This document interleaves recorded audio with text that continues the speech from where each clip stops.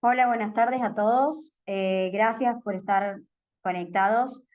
Vamos a dar inicio a la jornada de jóvenes. La verdad que, bueno, es la jornada número 14. Llevamos bastante tiempo realizándolas. La verdad que les agradecemos siempre por estar. La verdad que es un trabajo de hace mucho tiempo. Así que bueno, le quería dar la bienvenida a todos. En primera instancia, para recordarles, necesitamos que en el chat pongan su nombre y apellido completo y pongan presente para poder rectificar la asistencia. Y en el caso de que el tengan o se hayan inscrito con certificación, eh, podamos luego brindarle correctamente el certificado. Eh, las dos disertantes que vamos a tener en el día de la fecha van a hacer sus presentaciones y luego, al finalizar las dos presentaciones, vamos a tener la oportunidad de consultar lo que sea, ya sea por el chat o prendiendo el micrófono eh, aquí mismo en la plataforma. Eh, Así luego podemos aprovechar la discusión de cada una de las presentaciones. Eh, Después el tema de certificados, también una vez que tengamos las asistencias y demás, les va a estarse llegando los certificados correspondientes. El primera charla está a cargo de María Emilia Lucero. Ella va a dar la presentación de monitoreo de virus de hepatitis E de ratas en aguas residuales en Córdoba. Ella es estudiante de biología del Laboratorio de Hepatitis Virales del Instituto de Virología Dr. J.M. Vanela de la Facultad de Ciencias Médicas de la Universidad Nacional de Córdoba. No sé, Emilia, si querés compartir tu presentación. Y comparto.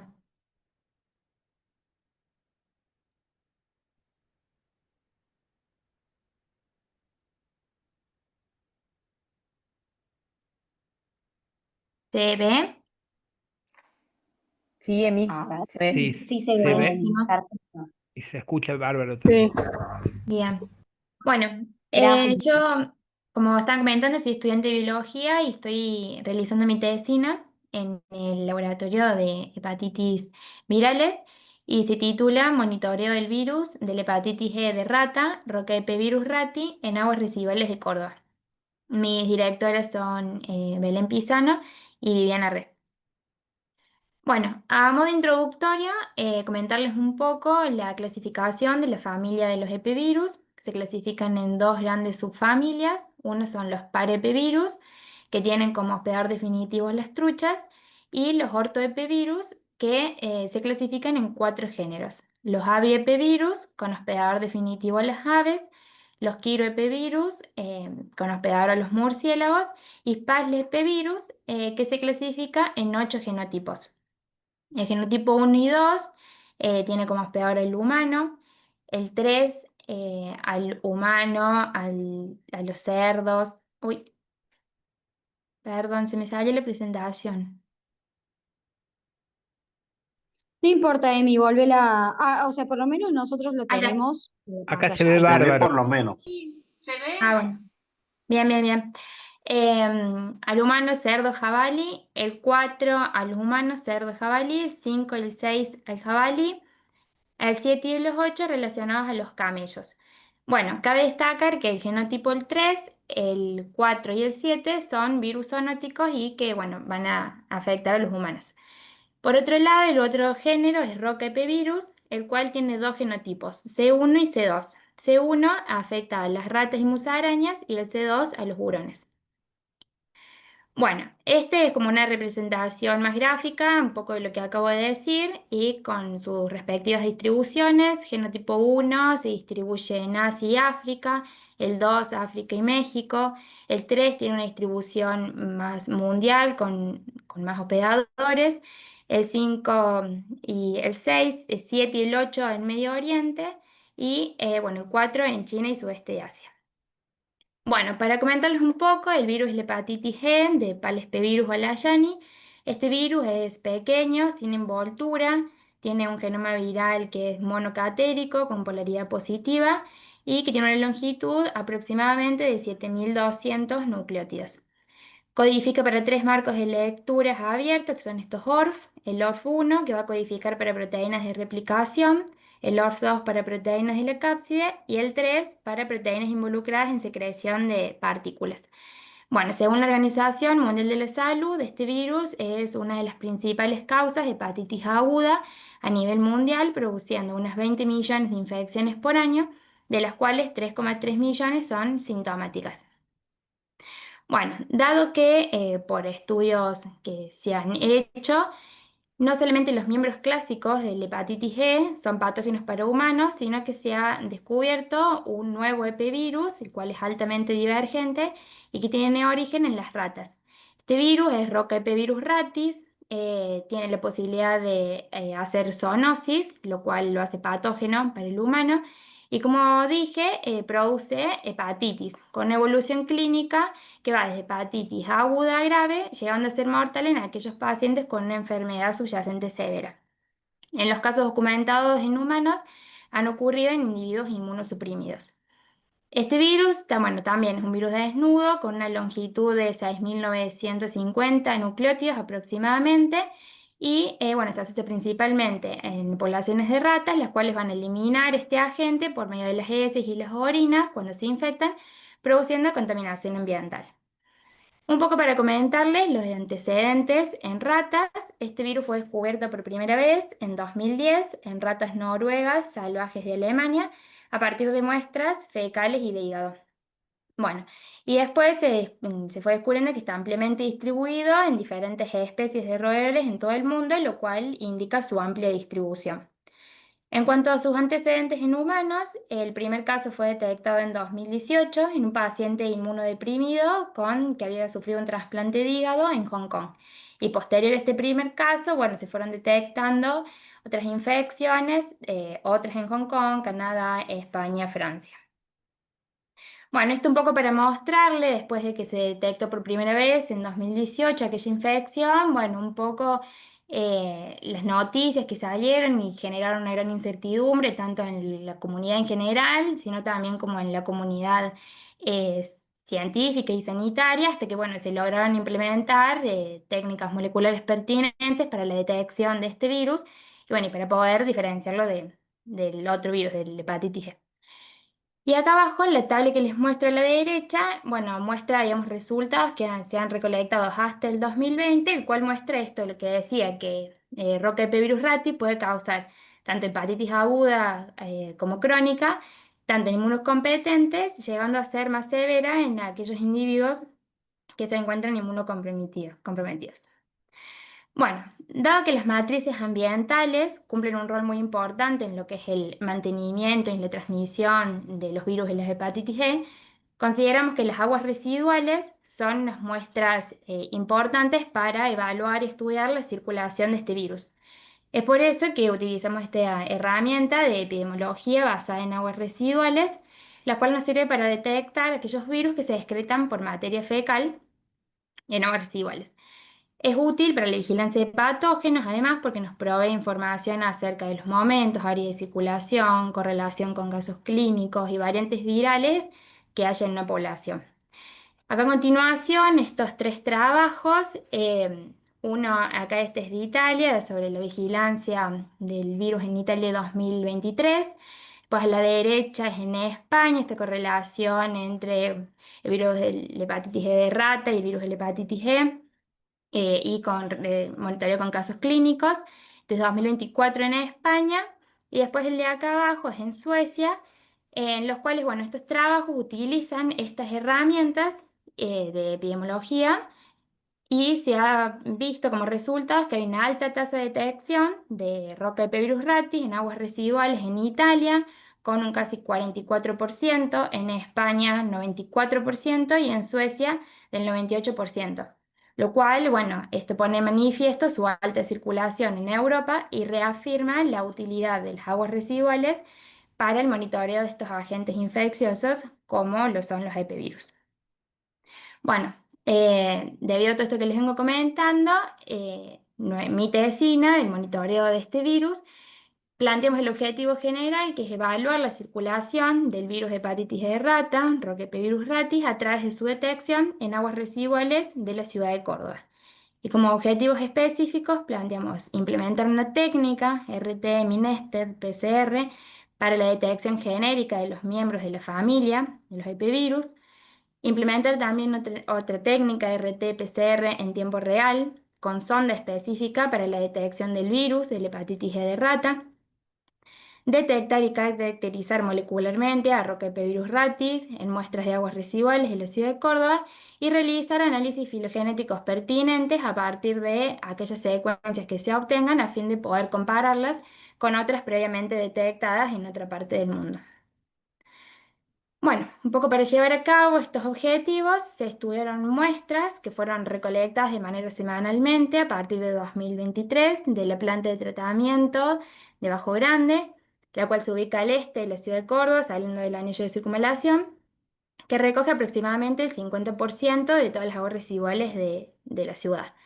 Bueno, hasta el momento llevamos analizadas 101 muestras, las cuales van a ser concentradas, se va a hacer una concentración viral con polietilenglicol y cloruro de sodio, posterior una extracción manual de los ácidos nucleicos y van a ser sometidas a screening por RT-PCR en tiempo real.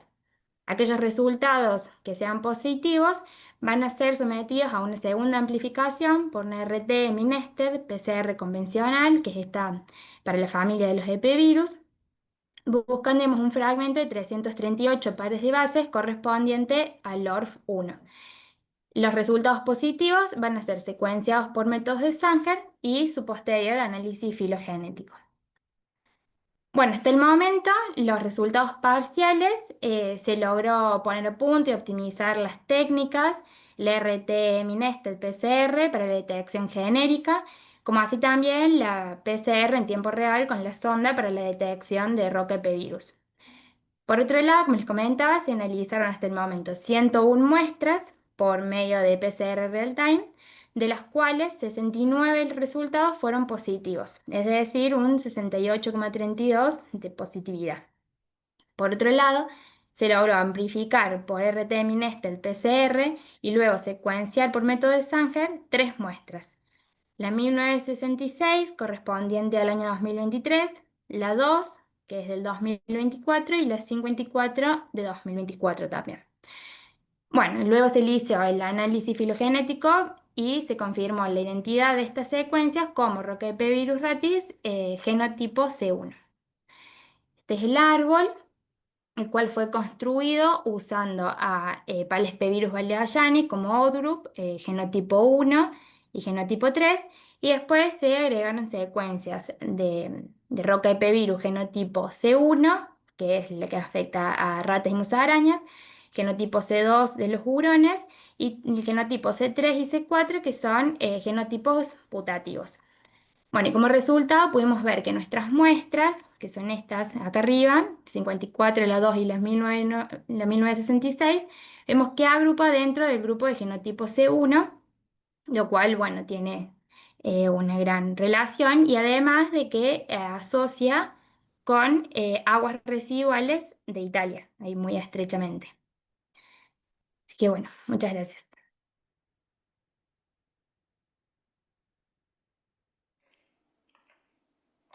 Gracias, Emilia. Gracias. Como dijimos, vamos a recibir preguntas en el chat y recibir preguntas también orales al final de la segunda presentación. Vamos entonces a pasar a la segunda parte, en la cual va a disertar la bioquímica Romina Cepeda Burgini. Ella pertenece al Banco de Leche Humana del Hospital Materno Neonatal y al Servicio de Micología del Sanatorio de Allende, y nos va a contar en una charla titulada Monitoreo de hongos ambientales en laboratorios y reservas patrimoniales bioarqueológicas. Gracias, Romina. Muchas gracias, buenas tardes. Bueno, ahora voy a compartir la pantalla. Vamos acá.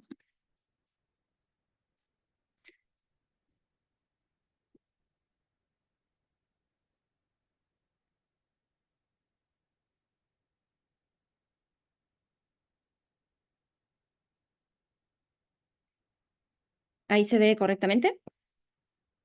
Perfecto. Genial. Bueno, como les contaba, un poquito vamos a hablar de un trabajo que hicimos junto con la gente del CONICET y la doctora Luque Aguada, que también es bioquímica especialista en micología. Hicimos un monitoreo de hongos ambientales en los laboratorios y reservas patrimoniales bioarqueológicas pertenecientes a la universidad.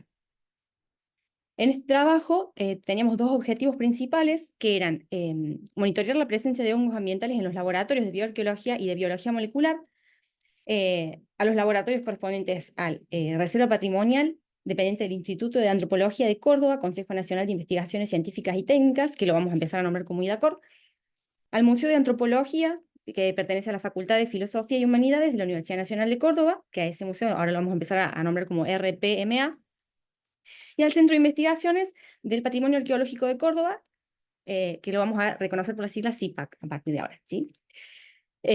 Y otro de los objetivos era generar un protocolo de buenas prácticas de limpieza para aplicar sobre estos ambientes. Bueno, como introducción, vamos a mencionar un poquito que los hongos son organismos cosmopolitas que se desarrollan en los sustratos más variados en todos los climas de la Tierra y que se desarrollan incluso en condiciones extremas. Tienen un nicho ecológico tan amplio que, bueno, estas esporas se encuentran incluso en la atmósfera y el desarrollo fúngico está supeditado a las distintas condiciones ambientales. Estas condiciones influyen y determinan la proliferación y la propagación de las partículas en los distintos espacios interiores, ¿sí?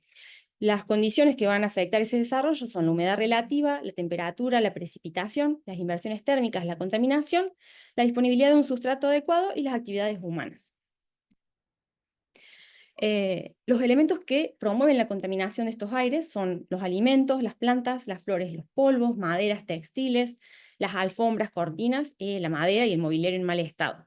Y principalmente la humedad, que es un elemento que promueve la germinación de las esporas y sobre todo facilita el desarrollo de agentes como Penicillium y Aspergillus, que son los agentes etiológicos productores de toxinas y propágulos que causan enfermedades respiratorias como alérgicas o enfermedades sistémicas en el personal que se encuentra en estas áreas y generan deterioro de infraestructuras y de los materiales. Las esporas fúngicas son los componentes normales del ambiente externo y pueden contaminar los ambientes internos. Eso genera una amplificación y un crecimiento de los hongos. La inhalación sistémica de estas esporas y estos fragmentos de micelios puede inducir una reacción alérgica en los individuos, como dijimos, que trabajan en estos espacios. Puede generar reacciones respiratorias tanto en las vías superiores como en las vías inferiores y generar reacciones de hipersensibilidad de tipo 1. Hay un documento del CDC que recomienda tener en cuenta 5 criterios relativos al control ambiental para relacionar la fuente ambiental con la transmisión de microorganismos que pueden causar infección. Estos criterios son el número de microorganismos patógenos, que haya una dosis adecuada de estos microorganismos que pueden causar una infección, que este microorganismo tenga la suficiente virulencia, que tengamos presencia de un huésped susceptible, que se lleve a cabo un modo eficiente de transmisión del microorganismo desde la fuente de infección hasta el huésped susceptible, y que haya una presencia de una puerta de entrada adecuada en el huésped. Bueno, los problemas de conservación de las colecciones bioantropológicas, uno de los principales problemas que tenemos es que los ejemplares de estas colecciones están compuestos por sustancias proteicas, y estas son potenciales para el desarrollo de estos agentes del biodeterioro. Bueno, en nuestro trabajo, los materiales y métodos, vamos a ver ahora qué llevamos a cabo. Primero determinamos los puntos de muestreo. Este estudio se realizó en mayo del 2017. Eso es importante saberlo para saber en qué época del año estamos, por la temperatura y la humedad relativa de la zona. Hay que tener en cuenta el lugar en el que se realiza. Bueno, este se realizó en la ciudad de Córdoba, en la provincia de Córdoba, Argentina. Y nosotros muestreamos 2 laboratorios pertenecientes a IDACOR, que son el Laboratorio de Bioarqueología Pre-PCR, que lo vamos a empezar a nombrar como PCR, el Laboratorio de Bioarqueología Post-PCR, que lo vamos a denominar como BioArc, un laboratorio que está ubicado en CIPAC, que es de bioarqueología, y la Reserva Patrimonial del Museo de Antropología, que es el área de resguardo de restos humanos.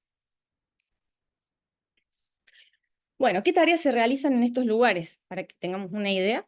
En IDACOR se realizan análisis genético de material arqueológico y moderno, electroforesis en gel de agarosa y acrilamida, extracción de ADN moderno y análisis de PCR de ADN antiguo y moderno, análisis microscópico de microrestos vegetales y paleoparasitológicos, resguardo de estas colecciones bioarqueológicas y también tareas de oficina. Y en el CIPAC se realizan análisis bioarqueológico, conservación de los restos humanos de 60 individuos recuperados mediante tareas de rescate arqueológicos en toda la provincia de Córdoba. Y en la reserva patrimonial se encuentran los restos óseos humanos que pertenecen a estas colecciones históricas del Museo de Antropología y restos humanos que han sido recuperados mediante trabajos de arqueología de rescate. Bueno, una vez que tenemos estipulado cuáles son nuestras áreas a muestrar, vamos a hacer un análisis observacional de las condiciones de estos laboratorios y de estas reservas para determinar en qué espacios vamos a disponer las placas y vamos a determinar el número de placas a colocar en cada zona. Eso lo vamos a determinar de acuerdo a las dimensiones que tengan los laboratorios, al flujo de personal que circula en estas áreas y a las cercanías que tengamos a corrientes de aire, ya sean puertas, ventanas y bueno, lugares donde pueda circular. Entonces establecimos que en el laboratorio de PCR íbamos a colocar 4 placas, en el bioarqueología 4 placas, en CIPAC 12 y en el de restos patrimoniales 10. Ahora vamos a ver, pusimos en total un número de 30 placas de Petri. Acá tenemos los croquis.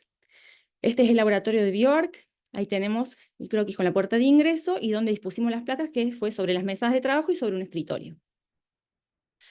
En el laboratorio de PCR, ahí están las 4 placas que colocamos, 2 en unas mesadas, una en una pileta de lavado, y en una campana de bioseguridad.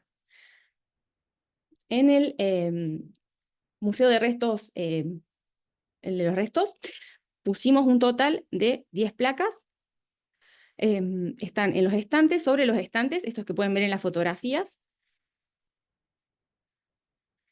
Y en CIPAC, este es el espacio más grande, colocamos placas arriba de los estantes, sobre una mesada de trabajo, que es la que podemos ver en la foto central, y sobre el estante donde se ven todas estas cajas donde se guardan los restos de las excavaciones. Bueno, el trabajo en el que nosotros llevamos a cabo fue un método microbiológico pasivo en el que hicimos un método de la placa expuesta. ¿Qué hacemos? Colocamos placas de Petri abiertas, cierta cantidad de tiempo, nosotros las dejamos 5 minutos, expuestas en las distintas zonas que ya determinamos, y lo que sucede es que estas esporas que se encuentran en el ambiente decantan por su peso y se depositan sobre las placas. Nosotros usamos placa de Petri con agar saburoglucosado, con cloranfenicol, para inhibir el crecimiento bacteriano, y las dejamos durante 5 minutos. Esta determinación es un método no volumétrico, ya que no evaluamos una cantidad fija de volumen de aire. Bueno, una vez que tenemos estas placas, las remitimos al servicio de microbiología, las incubamos por 28 a 28 grados centígrados durante 7 días, y haciendo lecturas diarias de las placas. Siempre esas lecturas con cuidado de no hacer movimientos bruscos, para no realizar siembras secundarias y no esparcir y generar conteos erróneos. Y se revisan todos los días como para que apenas podamos evidenciar un crecimiento, empezar a hacer las identificaciones correspondientes. Paralelamente a este estudio, hicimos un control ambiental de nuestro propio laboratorio y de nuestro espacio de trabajo, tanto de las mesas como las de las estufas de trabajo, como para evitar informar microorganismos que en realidad están contaminando nuestro propio ambiente, entonces así tener una correlación y corroborar que nuestro ambiente de trabajo se encontraba en condiciones. Bueno, después de hacer la incubación, empezamos a hacer el recuento de colonias de los distintos espacios y hicimos una determinación de la concentración microbiana del aire expresada en unidades formadoras de colonia por metro cúbico. Si bien dijimos que no hicimos un análisis volumétrico nosotros, hacemos esta correlación mediante una ecuación que fue generada por Omeliansky, que es esta ecuación que vemos abajo, donde se tienen en cuenta la concentración microbiana, donde se obtiene la concentración microbiana expresada en unidades formadoras de colonia por metro cúbico de aire, teniendo en cuenta el número de colonias que crecen por placa de Petri, la superficie de la placa y el tiempo de exposición en minutos. Bueno, entonces con esa ecuación pudimos determinar el grado de contaminación y se compararon las concentraciones microbianas obtenidas con la escala de Omeliansky. Luego de que hicimos el conteo de estas unidades formadoras de colonia, hicimos la identificación de estos agentes. La identificación la hicimos por los métodos habituales de laboratorio. Los hongos que no desarrollaron elementos de reproducción asexual se consideraron como de micelio estéril. Hicimos una identificación presuntiva rápida evaluando el aspecto macroscópico y microscópico de las colonias, ¿sí? Vimos los anversos, reversos, las texturas de las colonias, los colores, sus diámetros y la presencia o no de pigmentos difundibles al medio. Hicimos una observación microscópica con azul de lactofenol de las estructuras de reproducción asexual e hicimos un análisis de identificación macroscópica y microscópica convencional. Por lo que llegamos a una identificación fenotípica y determinamos estas especies, estos agentes a nivel de género, ¿sí? No llegamos a nivel de especie, porque eso tendremos que haberlo hecho con una técnica de biología molecular que para el trabajo no era necesario, por eso llegamos únicamente a nivel de género. Y bueno, por esta metodología, como dijimos, no podíamos identificar los hongos hialinos o hematiáceos que fueran de micelio estéril. En cuanto a los resultados, en el laboratorio de PCR obtuvimos 9 colonias, de las cuales 7 eran de micelio estéril, una de Aspergillus, una de Crisonilia. Este fue el laboratorio donde menos colonias fúngicas encontramos y los espacios más afectados fueron la pileta y la campana. Si recuerdan, la pileta en el croquis estaba ubicada enfrente de la puerta de ingreso, o sea que tiene una circulación de aire bastante alta. El tema de la campana fue lo que nos sorprendió porque se supone que es un ambiente que debería ser estéril, así que eso es un recuento demasiado alto. En el laboratorio de bioarqueología obtuvimos 15 colonias, de las cuales 10 fueron de micelio estéril, 4 de Cladosporium y una de Aspergillus, y los espacios más afectados fueron las mesadas, la mesa de trabajo y el escritorio. En CIPAC, que fue el área más afectada, porque tuvimos mayor cantidad de colonias y mayor variedad de géneros, obtuvimos 61 colonias, de las cuales 40 fueron de micelio estéril, 8 de Cladosporium, 6 de Aspergillus, 4 de Penicillium, 2 de Crisonilia y una de Rhodotórula. Y en el laboratorio de restos paleontológicos obtuvimos 11 colonias, de las cuales 7 fueron de micelio estéril y 4 de Cladosporium. Acá tenemos esos resultados expresados en la tabla.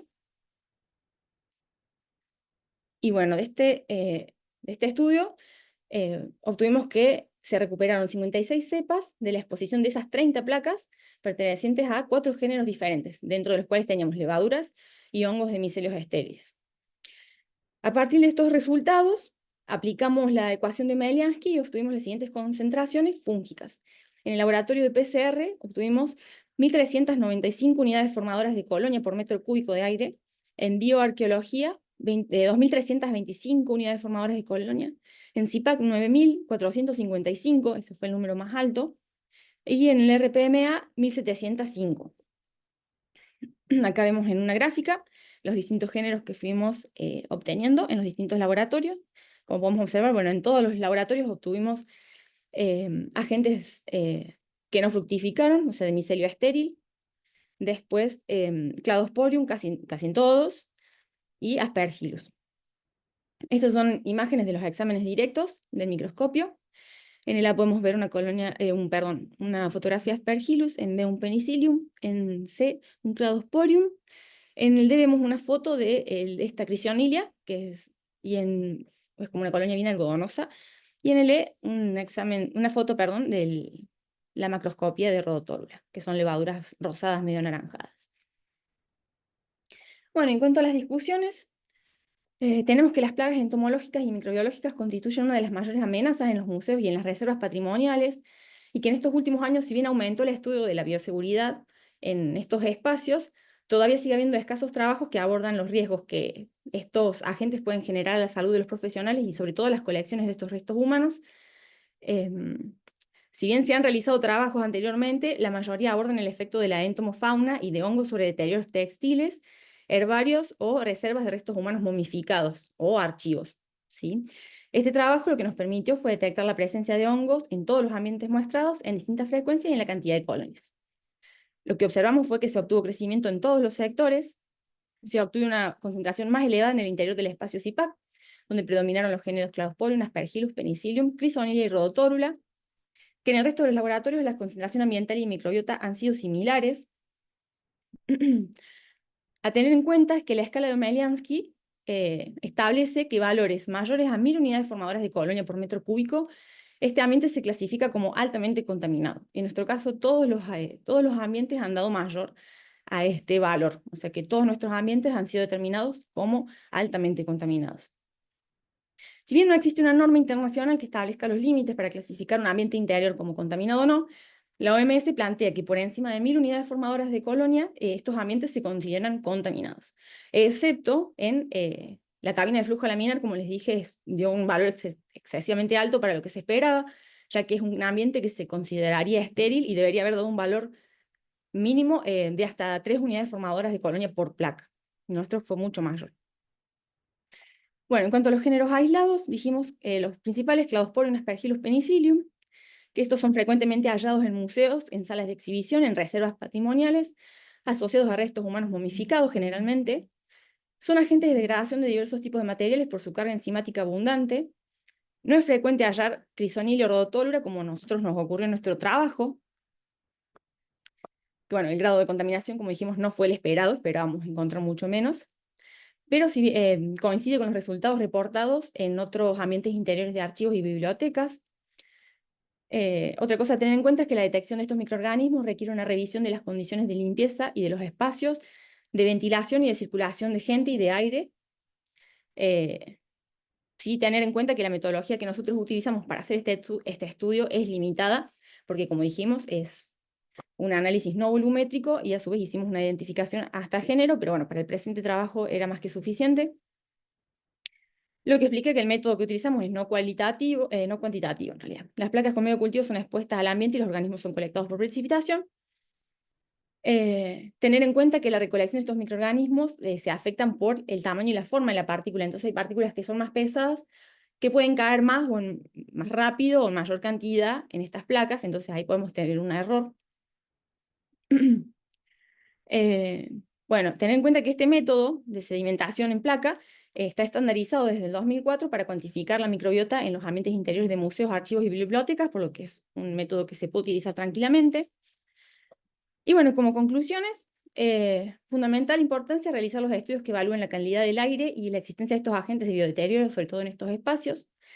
Caracterizar estos agentes y desarrollar el plan de acción para disminuir los riesgos de su presencia, tanto para el personal como para las colecciones. Tener en cuenta que la presencia de estos hongos en estructuras provoca distintos efectos, tanto daños en las estructuras, malos olores, como efectos adversos en la salud.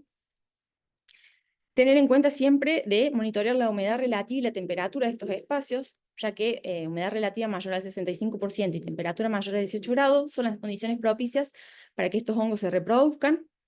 Y siempre es recomendable implementar cambios en los ambientes físicos para inhibir el crecimiento de los microorganismos. Realizar análisis rutinarios de recuentos de hongos y bacterias para buscar los bioindicadores, sobre todo estos que nosotros precisamente obtuvimos, que son Cladosporium, Penicillium y Aspergillus, que son los más agresivos en el interior de estos edificios. Esto ya lo dijimos. Bueno, siempre hay que evaluar la presencia de estos hongos ambientales para tomar las medidas correspondientes y evaluar su disminución. Es importante tener en cuenta de poner en conocimiento a todo el personal de los resultados del trabajo con el fin de implementar las medidas para mejorar la calidad del ambiente de trabajo. Y nosotros le propusimos a la gente de estos laboratorios, como medidas de seguridad y de control de los espacios, que deberían limpiar las mesas de trabajo con hipoclorito al 1%, seguido de alcohol al 70%, eso cada vez que se va a trabajar y cada vez que se deja de trabajar, o sea, al entrar y al salir del laboratorio. Después irradiar las mesas de trabajo con luces UV, mínimo 15 minutos, eso también antes y después de cada actividad que se realiza. Tener en cuenta que el UV daña el ADN de estos microorganismos, por lo que disminuye su reproducción y disminuye su presencia. Evitar las corrientes de aire, siempre mantener las ventanas y las puertas cerradas en los lugares de trabajo y especialmente donde se realizan tareas de laboratorio. Disponer de la ventilación adecuada, siempre tratamos de eso, como dijimos, evitar la humedad y las condensaciones. Después, evitar plantas de interior que sean decorativas, eso es muy importante. Implantar un cronograma semanal de limpieza y mantenimiento de los locales, instalaciones y equipos, especialmente de la climatización y la ventilación, que son áreas que generalmente se pueden contaminar. Después, eliminar diariamente los residuos que se generan en el espacio de trabajo, sobre todo los que son orgánicos o húmedos, restos de comida, no conservar alimentos en los espacios de trabajo, evitar procesos que generen polvos o bioaerosoles y tratar de tener un sistema de extracción.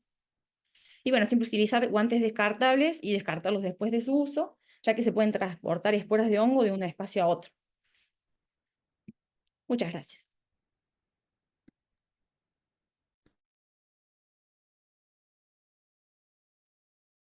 Perfecto, chicas. Bueno, muchas gracias. Las dos presentaciones. Les voy a dejar y les voy a compartir una encuesta de satisfacción, bien, en el chat a todos. Esto es de mucha utilidad al momento de evaluar las jornadas y cómo se han contratado o cómo van y se han inscrito y demás. Entonces nos sirve para seguir mejorando día a día de las jornadas. No sé si alguno tiene alguna consulta. Veo que acá hay una pregunta en el chat para Emi que dice: ¿cuál es la prevalencia del virus de hepatitis E en Argentina? No sé si Emi querés contestar esa pregunta. Sí, no sé muy bien yo si hace referencia al virus hepatitis E o el virus hepatitis E de la rata, pero en caso de ser, digamos, Roquepevirus rati, digamos, hasta donde sabemos, estos son los primeros estudios recién que se están haciendo en Córdoba, no hay datos en humanos a nivel Argentina. Bien. ¿Alguna otra consulta? Yo tengo una consulta para Romy. Romy, con la distancia de la placa desde el suelo a la mesada, ¿eso está estipulado en con cuánta distancia tienen que estar del suelo las placas colocadas en la mesada? Así como el tiempo de exposición, porque veía que eran 5 minutos, pero ¿eso está por norma o ustedes tomaron un parámetro para ajustarlo en la fórmula? No, está estipulado. Uy, ¿se escucha? Sí. Está Sí, sí, sí, se estipulado escucha, lo que Romy. tienen que quedar en las placas desde el suelo, así como la distancia a las paredes y a los techos. Bien, Sí. bien, eso se tuvo en cuenta, digamos, en el trabajo al momento de hacerlo, digamos.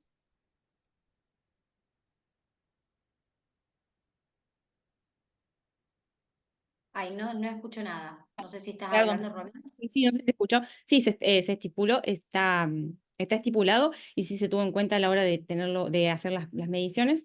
Em, la verdad ahora no me acuerdo bien cuánto fue lo que estipulamos, pero me parece que es mínimo 1 metro de distancia al suelo a Bien, las placas. Estas están en altura también dependiendo de, bueno, los espacios que medimos, las distancias a las ventanas, a las sí. puertas. Todas esas cosas se tienen en cuenta a la hora de colocarlas. Bien. Y con respecto a lo de la cabina del flujo laminar, ¿es una cabina de bioseguridad tipo 2 o es solamente una cabina que tiene flujo pero no tiene UV? Porque a veces son de bioseguridad no de tipo 2, tienen el flujo laminar pero no tienen UV y a veces no son, o sea, no es el mismo parámetro. Yo por una cuestión de que les dio tan alto el porcentaje que en general si tiene UV y los filtros UV y los filtros EPA funcionan correctamente o algo está funcionando mal, efectivamente no tienen un control adecuado de esa cabina de bioseguridad tipo 2. ¿Sabes alguna información de Eh, eso? Era una cabina que contaba con luz UV, no es de bioseguridad tipo 2, pero sí dijimos que tienen filtros, pero tenían que haber revisado la calidad de los filtros, si es que se hacen los controles o los cambios, porque dijimos que estaba muy alto, justamente, o si la luz UV no era la que correspondía, porque ellos referían que sí hacían las exposiciones a la luz antes y después de trabajar, pero claramente algo estaba fallando porque dio muy alto el recuento. También ten Romy, en cuenta perdón, porque que... a lo mejor, sí, me Ah, perdí cuando pusiste el control dentro de la cabina. ¿Lo habían hecho al control ambiental? sí, También les dio alto. dio alto, sí. Bien. Sí, sí, pusimos una placa dentro de la cabina. Y ahí te digo cuántas colonias nos dio. Sí, la verdad que Eso llame la fue. atención, es obvio que esa cabina obviamente no está funcionando correctamente, digamos. O no, a lo Sí, eso mejor era no lo le primero a desinfectan. tener en Sí, cuenta y evaluar, porque sí, era altísimo el control para lo que debería dar. Y también teníamos en cuenta lo que les dijimos, es que esa cabina estaba justo al lado de una puerta, que se abre y se cierra bien, constantemente. También sí, no era el espacio más correspondiente para poner la cabina, ¿sí? A ver si bien. tengo la Y placa. con respecto, Romy, a la comparación de estos resultados, dijiste que eran similares a los que o sea, en algunos otros trabajos hay escrito. ¿Realmente los porcentajes son parecidos? ¿Es acá en Córdoba o es en Argentina? La comparación, cómo pudieron evaluar esos resultados. Y en realidad la comparación fue más que nada en los géneros aislados, una comparación de los agentes que se recuperaron. Tenemos trabajos que eran a nivel nacional, no de acá de Córdoba, no teníamos otros trabajos que se hayan hecho acá en la provincia. Encontramos uno que era, me parece que de Mendoza, y después teníamos trabajos internacionales, otros que eran más de Cuba, del Caribe, pero principalmente de acá eran de esas provincias, sí. Bien. Y no en Y cantidad los de colonias, resultados eran similares. sí, los similares. Bien. No sé si alguien tiene alguna otra consulta. Dejo que abran el micrófono o que lo coloquen en el chat. Yo tengo una pregunta para Emilia. Si existe si se está estudiando o van a estudiar en algún momento este virus en, en humanos en Córdoba. Si hay un protocolo o si se va a estudiar. No, no en humanos, o sea, lo que estamos haciendo ahora es Sí, primero, sí, lo sé en ratas, pero si existe la posibilidad de hacerlo en la búsqueda de casos de hepatitis que no tengan el diagnóstico etiológico. claro, sí, hay un proyecto de una compañera en el laboratorio que va a trabajar con unos detección de ELISA, em, y ella va a ponerse más como en ese tema para poder hacer una detección en humanos con ese. No sé si Belén, vos Sí, querés. bien, está bien lo que dijiste, yo completo. Sí, la idea es que sí, Seba, hacer la Sí, detección sí, serológica y hacer la detección también molecular, como decís, en aquellos casos que dan negativas para todo el resto de las hepatitis, que quedan claro. algunos, hay casos sin diagnosticar. Sí, Y también han buscado en otros lugares que no sean en la planta de Bajo Grande. no, No. Gracias, Belén. todavía no, de nada. Yo tengo una pregunta para Belén. Sí. Belén, te pregunto si después tomaron alguna medida en el laboratorio, no sé si lo dijiste, para bajar la... Perdón, a Para Belén de... Romina, para Para Romina. Romina, perdón. Para Romina. Romina, te quería preguntar si tomaron alguna medida después en los laboratorios, en los lugares donde detectaron esta contaminación, si tuvieron algún tipo de cambio. La verdad es que no hemos corroborado que hayan aplicado las medidas que les propusimos. Hubiera estado bueno hacer un control posterior a la implementación de esas medidas de limpieza para ver si efectivamente funcionaron, si bajaron los recuentos, pero la verdad es que no lo hicimos. No hicimos un control posterior y no sabemos si aplicaron o no. ¿Y el personal de estos lugares notaban que había deterioro por hongos con los materiales que ellos trabajaban? No, en uno solo de los lugares donde hemos hecho los recuentos, me parece que en el CIPAC, había en uno de los espacios donde hacían los guardados de estos restos, una mancha de humedad enorme, que eso era Ujú. evidente, que de hecho estábamos por hacer un trabajo nuevo con ese espacio, porque creo que ese espacio no se había analizado en esta primera oportunidad, pero no visualmente así que dijeran tenemos este problema, salvo ese otro, digamos. No que tuvieran noción de que estaban teniendo un problema, que se les contaminaban cosas. No. Bien, muchas gracias. Muy bueno, ¿eh? No, ¿Hay alguna otra consulta, duda, respuesta? Por favor, le pido si pueden contestar la encuesta de satisfacción que puse en el chat. Así nos ayuda a mejorar. Al igual que, bueno, si alguno tiene, ahora si quiere renombrar o quiere poner el presente que no lo haya colocado con anterioridad por el tema del certificado. Pero bueno, les agradezco mucho a las dos. Emilia, Romy, hermosas las presentaciones. Gracias por su tiempo. Y bueno, los esperamos en las próximas jornadas. Muchas muchas gracias. gracias. Gracias a todos y bueno, que tengan buenas tardes. Saludos.